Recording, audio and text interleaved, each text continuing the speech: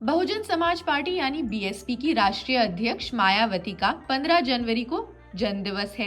हर साल मायावती का जन्मदिन किसी न किसी वजह से मीडिया की सुर्खियों में रहता है। इस बार भी कुछ ऐसा ही होते हुए दिख रहा है। इस बार उनकी पार्टी ने इस अवसर पर एक सॉन्ग तैयार किया है। इसमें मायावती को हिम्मत और साहस के कारण आयरन लेडी बताया है। साथ ही गीत में उन्हें देवी के रूप में भी कहा गया। तो आइए जानते हैं इस रिपोर्ट में बीएसपी नया गाना जारी कर लोगों को क्या संदेश देना चाहती है। कैसा है बीएसपी का नया गाना? बीएसपी द्वारा जारी इस गीत में पूर्व सीएम को नारी रत्न बताया गया है। नारी रत्न के रूप बहना मसीहा बनकर आई। गाने की इस लाइन में उन्हें मसीहा बताया गया। उन्हें देश की सभी हस्तियों में बहना का पहला मुकाम है। जैसी पंक्तियों के साथ देश की अग्रणी नेता के रूप में परिभाषित किया गया।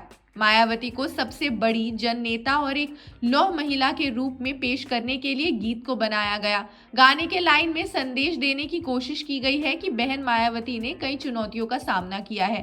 साथ ही इस गीत में मायावती को साक्षात देवी और गौतम बुद्ध का अवतार भी बताया गया। इस गाने को बहन मायावती के जन्मदिन 15 जनवरी को जारी किया जाएगा। इस गाने को कैलाश खेर ने गाया है। गाने के पीछे छिपी है बीएसपी की रणनीति। गौरतलब है कि कोविड महामारी की वजह से बसपा ने 2020 और 21 में उनका जन्मदिन सादे तरीके से मनाया था। 2022 में उत्तर प्रदेश में विधानसभा चुनाव के लिए आदर्श आचार संहिता लागू होने के कारण जन्मदिन समारोह में कटौती की गई थी। लेकिन इस साल पार्टी ने फैसला किया है कि बसपा प्रमुख के जन्मदिन के महत्वपूर्ण मौके पर 2024 लोकसभा चुनाव के लिए कार्यकर्ताओं को तैयार करने के लिए सभी जिलों में इकट्ठा करने का फैसला है। कुछ गाने पहले से ही रिलीज हो चुके हैं। इनमें सोनू निगम, कैलाश खेर द्वारा गाए हुए गाने भी हैं।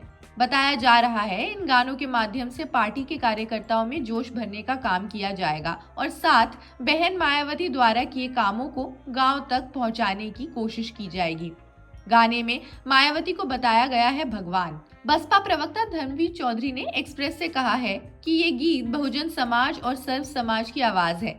बहन मायावती जी एक देवी का मानव रूप और भगवान गौतम बुद्ध की अवतार हैं, जिन्होंने अनगिनत गरीब और शोषित लोगों के लिए कल्याण का काम किया है। बहुजन समाज के लोगों को उनकी पूजा करनी चाहिए। जिस तरह भगवान राम ने गरीबों, दलितों और वंचित तबकों की मदद की थी, उसी तरह मायावती जी ने भी समाज के इन तबकों को साथ लेकर उनकी मदद की थी।